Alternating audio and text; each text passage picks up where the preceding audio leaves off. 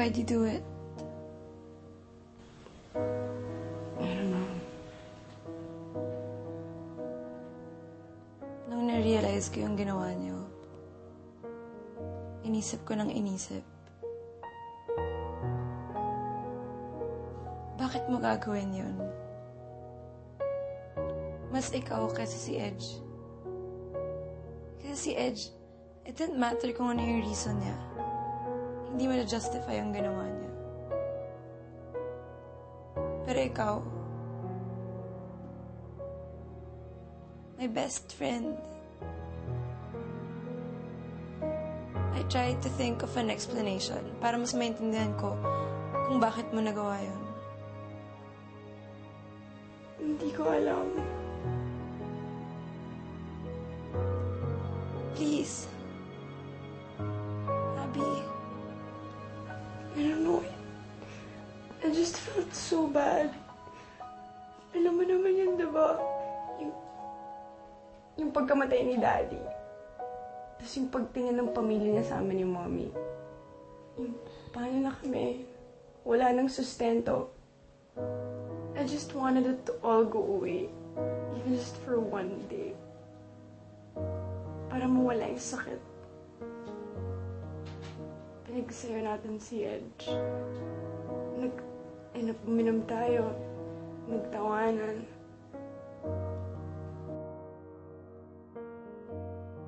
And then,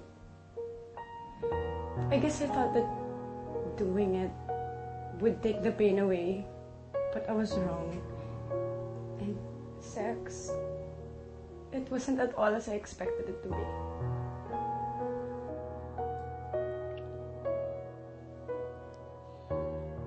What was it like? Sex? Kasi, hindi pa ako... Ako rin. But, until...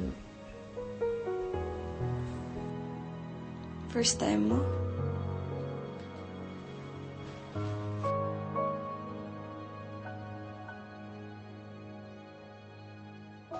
Akala ko it would be like the movies. You know, like romantic and sexy.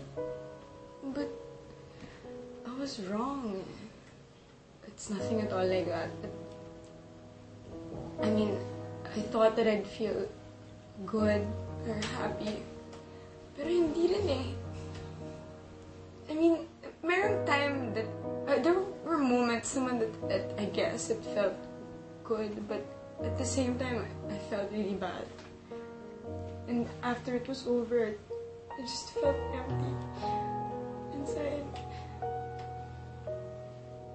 I guess it's different when we're older. Pag mag-asawa na. Yeah, but how come it's different in the movies? I know it sounds really stupid, but kahit sila naman, hindi pa naman sila nag-aasawa, pero when they show it, it's like they're in heaven or something. But when it was happening to me, it was nothing. Like, I didn't feel anything at all like that. It just made me feel worse. I'm sorry. How can you be sorry for me?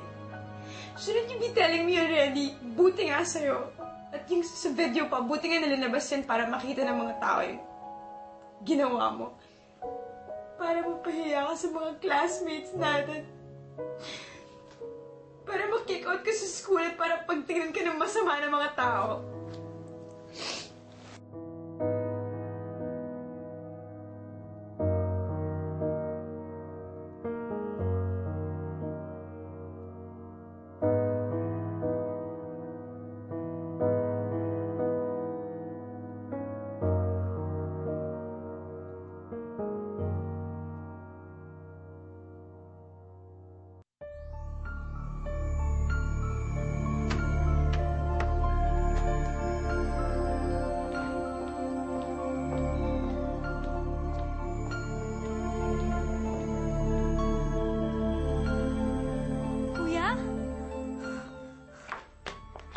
Kuya, anong nangyari sa'yo?